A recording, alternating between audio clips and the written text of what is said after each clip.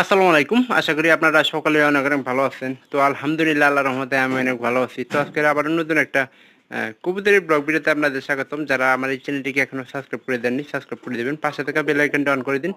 পরবর্তীতে আমার এই সকল গ্রামের নতুন কবুতরের ব্লগ ভিডিওগুলো পাওয়ার জন্য। তো আজকের যে আমার ভিডিওটি সেটা হচ্ছে যে কবুতরের রোগ প্রতিরোধে সেরা 5টি কৌশল সম্পর্কে আমি আলোচনা করব, যে কৌশলগুলো আপনারা অবলম্বন করলে আপনাদের কবুতরগুলা মনে করেন যে সুস্থ থাকবে। তো আজকের আলোচনা চলেন শুরু করা যাক। প্রথমত পরিষ্কার পরিচ্ছন্ন পরিবেশ লাগবে। তো কবুতরের আবাসস্থলটা যাতে পরিষ্কার পরিচ্ছন্ন রাখার চেষ্টা করবেন, যাতে করে আপনাদের কবুতরগুলা সুস্থ থাকে। এই জন্যই কিন্তু প্রতিদিন কবুতরের খাঁচা এবং খাবার পানি পরিষ্কার করবেন। তো প্রতিদিন খাঁচা পরিষ্কার করবেন বলতে আপনার এই যে খড়গুলা যে থাকে, খড়ের আশেপাশে যে যেমন একদিনের আমাদের এখানে ময়লা গেছে গা, তো আজকে সকালে না হয় দুপুরে কিন্তু গোসল করা আগে দিয়ে এগুলো পরিষ্কার করে দিতে লাগবে। তো সপ্তাহে একদিন পটাশিয়াম পানিতে মনে করেন যে পানির ভিতরে পটাশিয়াম মিক্স করে দিন, যাতে করে ব্যাকটেরিয়া জনিত কোনো রোগ কবুতরে না হতে পারে। তো সেই জন্য 2 নম্বর কথা হলো যে সুষম এবং পুষ্টিকর খাবার দিবেন, যাতে করে কবুতর মনে করেন যে সুষম এবং পুষ্টিকর খাবার খেলে কবুতর কিন্তু সুস্থ সবল থাকবো। আর পুষ্টিকর খাবারের ভিতরে আপনারা দিতে পারেন চাল দিতে পারেন, গম দিতে পারেন, ভুট্টা দিতে পারেন, সরিষা দিতে পারেন, এবং কি আরও কিছু কিছু খাবার আছে আপনারা খাবারের মিক্স করে আপনারা খোলও খাওয়াতে পারেন। খোল খাওয়ালে কিন্তু কবুতরের মনে করেন যে কবুতরের জন্য কিন্তু ভালো। খোল কিন্তু কবুতরের জন্য অনেক ভালো। তো এগুলো আপনারা খাওয়াইতে পারেন। 3 নম্বর কথা হলো যে পর্যাপ্ত পরিমাণে বিশুদ্ধ পানি কিন্তু খাওয়াতে হবে কবুতরে। পর্যাপ্ত পরিমাণে বিশুদ্ধ পানি অবশ্যই খাওয়া লাগবে। বিশুদ্ধ পানির ভিতরে প্রতিদিন বিশুদ্ধ পানি গরমের দিনে আপাতত কম করে এলে মনে করেন যে 2 থেকে 3 বার পাল্টাই দিবেন, কারণ গরমে কিন্তু বিশুদ্ধ পানি কিন্তু একবারে হয়ে যায়, নষ্ট হওয়ার সম্ভাবনা থাকে। তো পানিগুলো যাতে বিশুদ্ধ থাকে সে ব্যাপারে আপনারা খেয়াল রাখবেন। সপ্তাহে একবার পানির সাথে আপনারা লেবুর রস মিক্স করে দিবেন। লেবুর রস মিক্স করে দিলে হয় কি জানেন, আপনাদের লেবুর রস প্রাকৃতিকভাবে রোগ প্রতিরোধ মানে সক্ষমতা বাড়ায়। আপনার ঠান্ডা জ্বর এগুলা কিন্তু কবুতরের হয়, প্রায় কিন্তু হয়ে থাকে। তো এই বিষয়গুলো লক্ষ্য রাখবেন। লক্ষ্য রাখলে কিন্তু আপনাদের কবুতরগুলা সুস্থ থাকবো।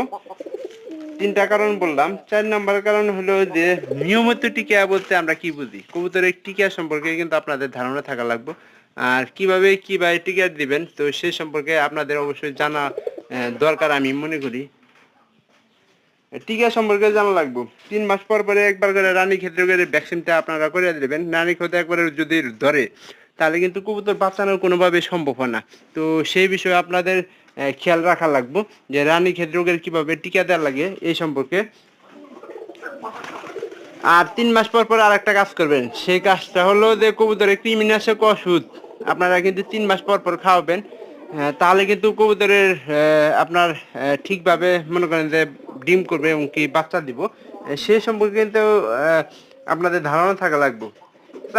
কবুতরের বয়স 4 থেকে 6 সপ্তাহ বয়স, তখন আপনারা চাইলে গুটি রোগের টিকাটা দিতে পারেন। কারণ কবুতরের কিন্তু বাচ্চা অবস্থায় কিন্তু 4 থেকে 6 সপ্তাহের মধ্যে কিন্তু আপনার গুটি রোগ হওয়ার সম্ভাবনাটা খুব বেশি থাকে। এই জন্য আপনারা আগে থেকে মনে করেন যে গুটি রোগের টিকাটা দিবেন। 5 নম্বর হলো অসুস্থ কবুতর আলাদা রাখা। অসুস্থ কবুতর আলাদা কেন করবেন, কেন করা দরকার? কারণ একটা যদি মনে করেন যে ভাইরাস জনিত রোগ হয়, একটা কবুতর থেকে কিন্তু আরো কয়েকটা কবুতরে কিন্তু ছড়িয়ে দেওয়ার সম্ভাবনা থাকে। তো এই বিষয়ে আপনারা অবশ্যই খেয়াল রাখবেন যে যাতে করে ভাইরাস জনিত রোগগুলা না হয়। যে কোনো অসুস্থ কবুতর যদি বুঝতে পারেন যে এটা কবুতর অসুস্থ হয়েছে, তাহলে একটা কাজ করবেন, সেটা হলো যে আলাদা খাঁচায় রাখার চেষ্টা করবেন। আলাদা খাঁচায় রাখলে আপনার কবুতরগুলা কিন্তু দেখা যাবে যে আলাদা খাঁচায় রাখলে যে কোনো সংক্রমণ রোগ কিন্তু ছড়াবো না। যেমন একটা কবুতরের রোগ হয়েছে ও থেকে কিন্তু আরো 4-5টা কবুতরের ছড়াবো না। সংক্রামক রোগ হইলে কিন্তু খুব মারাত্মক রোগ, আপনার কবুতরের মনে করেন বংশ নির্বংশ করতে পারে। এবং কি ওই যেহেতু একটা কবুতরের রোগ ছড়ায়, সমগ্র রোগ হইলে যাতে সম্পূর্ণ কবুতরে না ছড়ায় সেই বিষয়ে খেয়াল রাখতে হবে। আর আলাদাভাবে কিন্তু একটা কবুতরের আমরা যদি মনে করেন যে অসুস্থ হয় সেটা যদি চিকিৎসা করি, সেক্ষেত্রে কিন্তু আমরা একটা জিনিস পেলাম যে সময়টা একটু কম দেওয়া লাগবে। যদি একটু বেশি কবুতর হয় তাহলে কিন্তু একটু মাথার টেনশনও থাকবো, সবকিছু থাকবো। তো এই বিষয়গুলো আপনাদের প্রতিনিয়ত খেয়াল রাখা লাগবে।